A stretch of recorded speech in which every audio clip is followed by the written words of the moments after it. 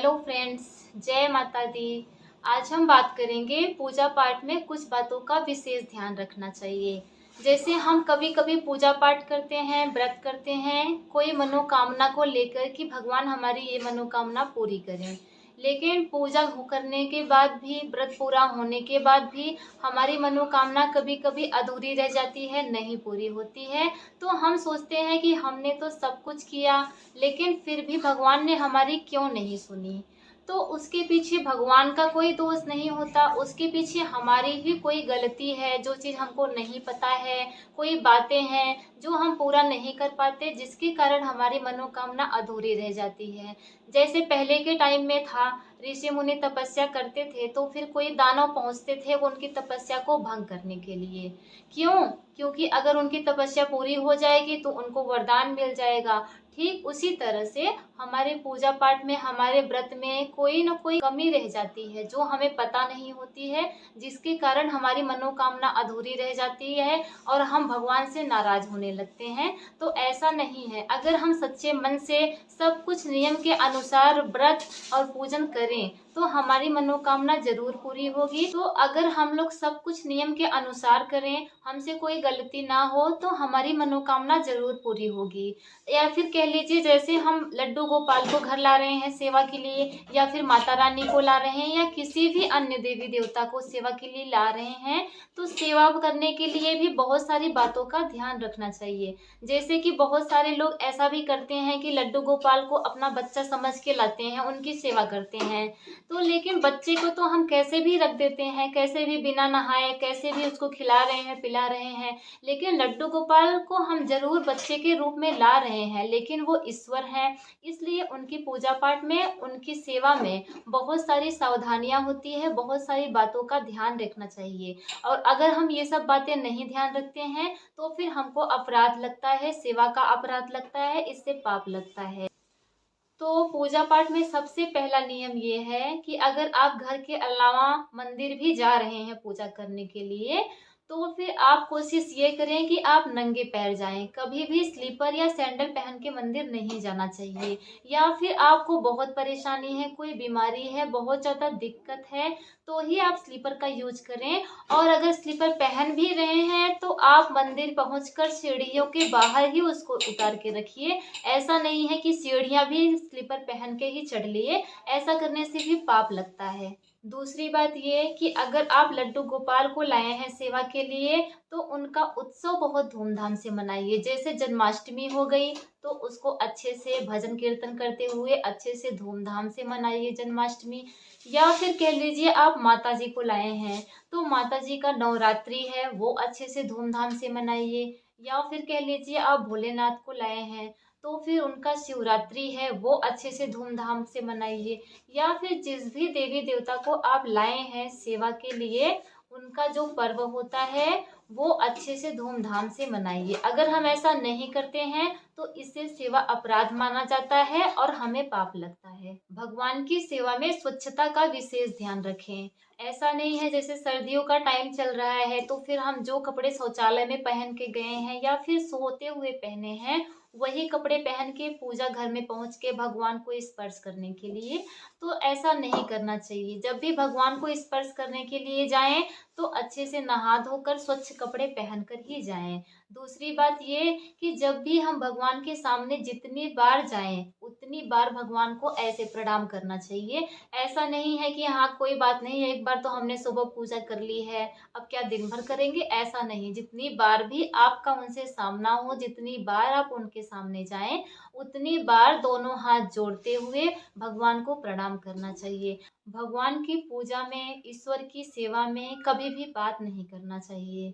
जैसे कि हम मंदिर गए, हमें कोई पहचान का मिल गया, तो हम क्या करते हैं, पूजा करते रहते हैं, बात करते रहते हैं, इससे हमें पाप लगता है। अगर हमको बात करना है तो हमें मंदिर से बाहर जाना चाहिए और वहां पर बात करना चाहिए। पूजा करते समय हमें सिर्फ भगवान का ध्यान करना चाहिए, उनका मंत्र उच्चारण करें, राधे राधे करें। भगवान से जुड़ी जो भी चीजें हैं आप वो बोलें, लेकिन कभी भी बात नहीं करना चाहिए। अगर हम ऐसा करते हैं तो भी हमें पाप लगता है। या फिर कह लीजिए हम लड्डू गोपाल की सेवा कर रहे हैं, उनको तैयार कर रहे हैं, तो हमें लगता है कि अभी तो पूजा शुरू नहीं हुई, अभी तो तैयार कर रहे हैं, तो हम घर वालों से या फिर फ़ोन में लगे रहते हैं। ऐसा भी नहीं करना चाहिए। हमेशा हमें भगवान की सेवा में ये सोचना चाहिए कि हम भगवान की सेवा करने बैठे हैं तो हमें भगवान में ही लीन होना है। भगवान का भजन कीर्तन करते रहें, मंत्र उच्चारण करते रहें, इस तरह से पूजा करें। ऐसा नहीं है कि जब पूजा करने का टाइम आया तब मंत्र उच्चारण कर लिए, नहीं तो घर वालों से बात कर रहे हैं, नहीं। भगवान की पूजा में भगवान में ही लीन होना चाहिए। अगर हम ऐसा नहीं करते हैं तो इसे सेवा अपराध माना जाता है और हमें पाप लगता है। लड्डू गोपाल की सेवा में कपड़ों का, आसन का, उनके गहनों का विशेष ध्यान रखना चाहिए। ऐसा नहीं है कि हम सब बहुत सारे पहन रहे हैं, उनके लिए बस 2 जोड़े ला दिए। अगर हम ऐसा करते हैं तो इसे सेवा अपराध माना जाता है। अपने लिए जितनी चीज़ें लाएँ, उतनी ही चीज़ें उनके लिए भी लाएँ। अगर आपकी जितनी क्षमता है, उसके अनुसार आप लाइए। अगर आपकी क्षमता नहीं है, आप नहीं ला पा रहे हैं, तो आप ऐसे मानसिक पूजा कीजिए कि हाँ, मन में सोचिए भगवान की सेवा करते हुए कि अगर हमारे पास होता, भगवान ने हमें दिया होता, तो हम भी ईश्वर के लिए इतनी अच्छी-अच्छी चीज़ें लाते, इतनी अच्छी-अच्छी चीज़ें चढ़ाते। अगर इस भाव से आप सेवा कर रहे हैं, तो इस भाव से सेवा करने से भगवान भी प्रसन्न होते हैं। ईश्वर की सेवा में उत्तम से उत्तम भोग लगाएं जितनी आपकी क्षमता है। ऐसा नहीं है कि आप अच्छे-अच्छे पकवान खाएं और भगवान को मिश्री दे के बैठा दिए या फिर एक फल चढ़ा दिए, एक कोई मिठाई चढ़ा दिए, नहीं। अगर आप लड्डू गोपाल की सेवा कर रहे हैं, उनको घर पे लाए हैं, तो फिर जो आप अपने लिए बना रहे हैं सबसे पहले लेकर उनको भोग लगाइए, तब आप उसको ग्रहण करिए। तब वो सेवा अपराध नहीं माना जाता है। लेकिन इन बातों का भी विशेष ध्यान देना चाहिए कि जैसे खाने में लहसुन प्याज मिला हुआ है तो उसको भगवान को कभी भोग नहीं लगाना चाहिए। या फिर जिस रसोई में नॉनवेज बन रहा है उस रसोई का भी भोजन भगवान को नहीं भोग लगाना चाहिए। अगर आप ऐसा कर रहे हैं तो इसे सेवा अपराध माना जाता है और इससे पाप लगता है। इसलिए इस बात का विशेष ध्यान रखें कि शाकाहारी भोजन बनाकर ही प्रभु के सामने ले जाएं, पहले प्रभु का भोग लगाएं, उसके बाद आप ग्रहण करें। ऐसा करने से भगवान प्रसन्न होते हैं।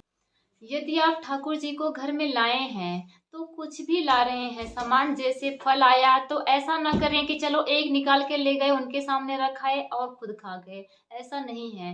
पहले जो भी चीजें आए, खाने की सामग्री आए, कुछ भी आए, पहले उनको अर्पित करें, उसके बाद वो प्रसाद के रूप में खुद ग्रहण करें। या फिर कह लीजिए आपको सैलरी मिल रही है, जो भी काम कर रहे हैं, पैसे मिल रहे हैं, सबसे पहले ले जाके अपने ठाकुर जी, अपने इष्ट देव को, अपने परमात्मा को, उनको अर्पित करें, उनके चरणों में रख दें, उनका धन्यवाद करें, उसके बाद ही वो चीज़ आप ग्रहण करें। अगर आप ऐसा नहीं कर रहे हैं तो भी इसे सेवा अपराध माना जाता है और इससे पाप लगता है। ऋतु के अनुसार भगवान की सेवा करनी चाहिए। जैसे सर्दी का टाइम चल रहा है तो भगवान को पीने के लिए भी गुनगुना जल रखें। ऐसा नहीं है कि ठंडा जल लाएं। अब ठंडा जल तो हम लोग भी नहीं पी रहे हैं, तो फिर भगवान को कैसे देंगे, वो कैसे पिएंगे।